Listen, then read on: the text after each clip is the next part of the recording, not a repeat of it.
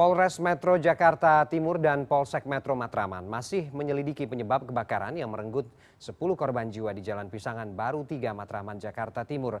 Kebakaran memang sering terjadi di permukiman padat penduduk. Dan untuk mengelaborasinya kami telah terhubung melalui sambungan Zoom dengan pengamat tata kota dari Universitas Trisakti, Yayat Supriyatna. Selamat sore Pak Yayat. Selamat sore Mas Ferdi. Ya Pak Yayat, terima kasih sudah bergabung dengan kita sore ini. Pak Yayat, langsung saja Pak, kita elaborasi lebih lanjut berkaca pada kasus yang terjadi di Pisangan Baru ini. Ada 10 korban jiwa akibat kebakaran ini. Kita tahu Pak, pembahasan soal kebakaran di permukiman padat penduduk ini bukan kali ini terjadi, tapi kemudian kita ingin memastikan lagi apa sebenarnya yang menjadi penyebab sehingga hal-hal seperti ini tuh tidak berubah dari dulu. Ini masih potensi kebakarannya masih tinggi. Ya, pertama kita prihatin dulu atas adanya korban jiwa dari akibat kebakaran ini. Ya. Harus diakui penyebab utama itu karena begitu padatnya jumlah penduduk hingga pemukiman itu demikian padat dan rapat. Kita lihat Jakarta ini dalam jarak 1 kilometer persegi itu rata-rata ada kepadatan yang sampai 16.000 jiwa, bahkan sampai 20.000 jiwa.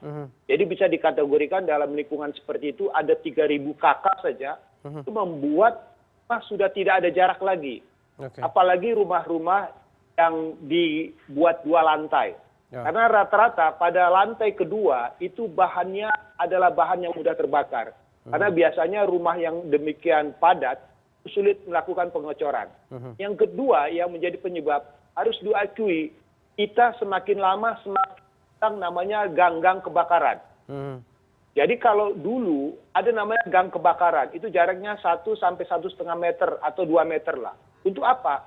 Evakuasi jika terjadi kebakaran. Sekarang karena kebutuhan rumah semakin tinggi, kepadatan semakin tinggi, otomatis ruang-ruang yang tersisa itu makin hilang. Karena setiap orang selalu memaksimalkan tanahnya untuk dimanfaatkan menjadi tempat tinggal. Nah, yang ketiga ini yang menjadi persoalan. Ini kan rumah kos-kosan. Otomatis mungkin dalam teknis pemasangan instalasi listriknya, rumah-rumah lainnya, biasanya sistem pengamannya sangat terbatas. Apalagi kalau misalnya ada penyambungan atau penambahan yang tidak memakai pengaman.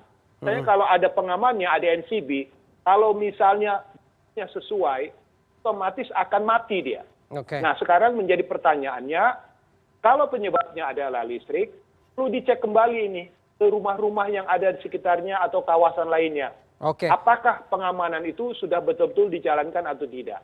Karena peristiwa ini akan terus terulang dan terulang. Ingat, di Jakarta itu dalam setahun bisa 1.000 kali terjadi kebakaran. Berarti rata-rata dalam saatnya musim kemarau itu misalnya bisa sehari 3 kali atau 4 kali. Ini memang sangat memprihatinkan bagi kita. Oke Pak Yayat, artinya kemudian catatannya ada pada soal tata kelola begitu yang belum optimal begitu, bagaimana menata sebuah permukiman sehingga kemudian ada hal-hal yang harus disepakati soal gang kebakaran tadi yang Anda katakan. Idealnya berapa sih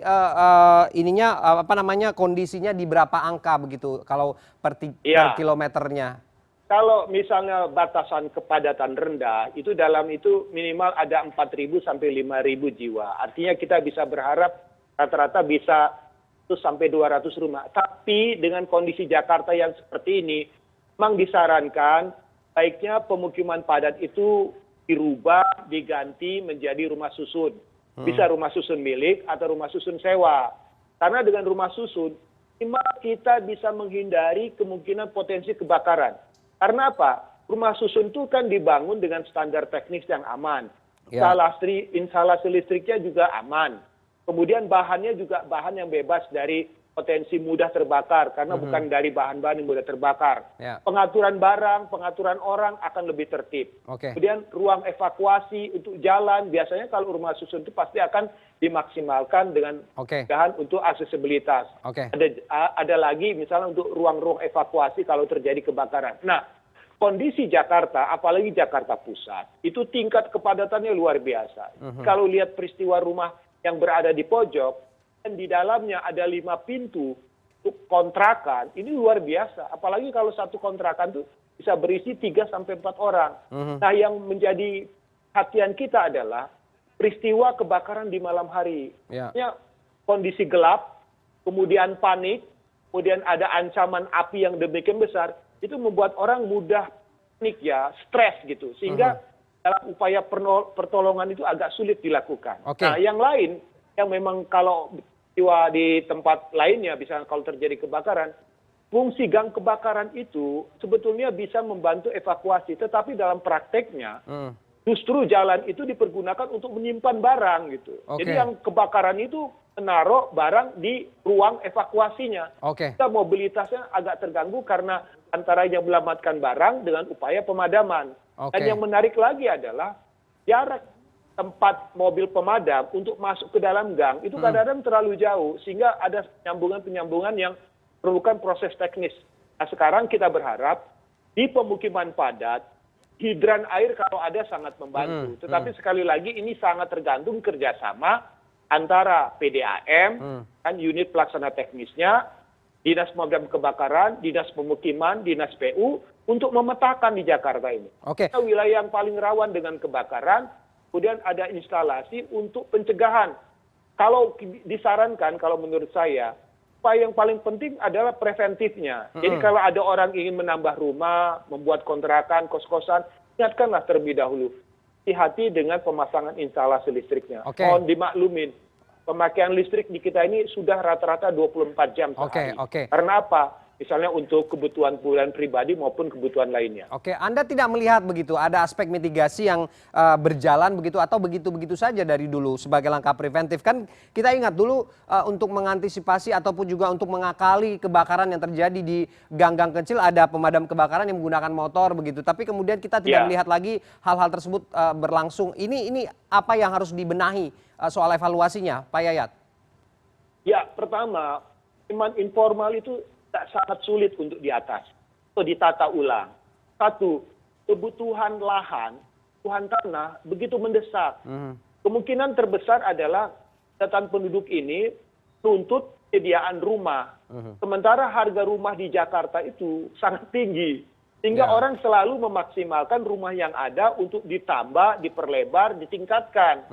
Nah, yang menjadi masalah adalah ketika melakukan pembangunan ini, kaidah-kaidah keselamatan pembangunan itu kurang diperhatikan karena mungkin mungkin bangunannya tidak ada izin, tidak ada yang mengawasi, tidak ada mengingatkan. Karena apa? Rata-rata rumah swadaya, rumah dibangun gitu ya, dengan kemampuan ekonominya. Begitu kita melihat pemukiman padat, pelan-pelan lama-lama betul-betul tidak terbentuk secara terstruktur lebih aman gitu ya. Nah, ini penyebab utama karena apa? Penduduk terus bertambah. Kebutuhan ekonomi meningkat, rumah kadang-kadang menjadi tempat usaha. Contohnya misalnya rumah yang difungsikan untuk tempat kontrakan atau kos-kosan. Nah, memang yang perlu kita catat, antara rasa memiliki mengawasi antara yang pemilik rumah dengan pengontrak itu kadang-kadang ada persoalan kontrak, mungkin persoalan keselamatan itu bagaimana pemilik rumah ya kan. Nah, di sini kita perlu sama-sama mengingatkan setiap yang mengontrak, yang tinggal dalam rumah, perhatikanlah, ingatkanlah, karena potensi kebakaran bisa terjadi. Nah, catatan penting yang paling menarik adalah fungsi RT dan RW. Papan peringatan lah, di situ. Hati-hati bahaya kebakaran. Nah, bahaya kebakaran itu bisa membuat orang jadi minus, langsung miskin. Kenapa? Asetnya habis. Beda dengan banjir. Kalau banjir, aset mungkin terjaga. Tapi kalau kebakaran, asetnya langsung nol atau bahkan tidak punya apa-apa lagi. Oke, Pak Yayat, terakhir apa yang bisa dijadikan solusi jangka pendek begitu dengan kondisi dan situasi yang sudah seperti ini? Apakah Anda punya sesuatu yang bisa disampaikan mungkin kepada masyarakat yang ingin mengontrak begitu? Apa yang perlu dipastikan agar kemudian kondisi-kondisi seperti tadi atau preventif terhadap kebakaran ini tidak terjadi? Pertama begini, rumah yang sudah terbakar atau kawasan yang sudah terbakar, ketika akan dibangun, baiknya dikonsultasikan dengan pemerintah atau dengan dinas permukiman. Pertama apa? Untuk tidak menggunakan bahan-bahan yang mudah terbakar. Kedua, dibantu, ya minimal dibantu untuk penyediaan bahan utamanya terlebih dahulu. Kedua, rencanakan bersama-sama. Karena biasanya habis kebakaran, rumah kan tidak punya modal. Mhm. Nah, dia membangun dengan keswadayaannya sendiri, kemampuan yang dia yang sangat terbatas. Nah, disinilah ketika rumah tumbuh, kadang-kadang mengulang kembali peristiwa yang lama. Artinya apa? Dan rumahnya dari aman. So, Oke. yang kedua, kalau itu memang misalnya tanah negara, ada baiknya kita nggak tanah tersebut dimanfaatkan, dikembangkan menjadi rumah susun sewa. Nah, di sini lebih baik bagi kita, apalagi kan ini ada yang kontrak dan sebagainya. Bisa saja yang kontrak pindah ke rumah susun sewa dengan tarif yang tidak jauh berbeda. Itu bisa membantu aspek keselamatan penghuni, keselamatan bangunan, dan pengamanan lainnya. Jadi kalau saran saya kepada pemerintah daerah, ada bagusnya kita secara pelan tapi pasti kalau bisa mulai menata ulang kawasan kumuh ini dengan upaya penataan kampung yang lebih tertata. Dan kebetulan kan Pemprov DKI punya Community Action Plan untuk merevitalisasi kawasan-kawasan kumuh untuk ditata ulang. Seperti contoh misalnya kasus Kampung Akuarium, tata ulang menjadi rumah susun. Demikian juga untuk lokasi-lokasi bekas kebakaran. Ya. Memang harus ada kerjasama antara pemilik tanah, pemilik rumah, bantuan yang akan diberikan oleh pemerintah daerah atau pemerintah pusat. Ingatkan oleh kita bahwa kebakaran itu bisa terjadi kapanpun, tidak diduga, pagi, mau siang, mau malam. Kedua, fakta adalah hilangnya investasi dan jiwa kita. Oke, baik Pak Yayat, mudah-mudahan sarannya bisa didengar oleh pemerintah Provinsi DKI Jakarta sehingga kemudian bisa secara bertahap agar tidak ada kerugian yang lebih besar dan yang paling penting tidak ada lagi korban jiwa dari peristiwa-peristiwa seperti ini. Terima kasih Yayat Supriyatna sudah bergabung dengan kita sore ini.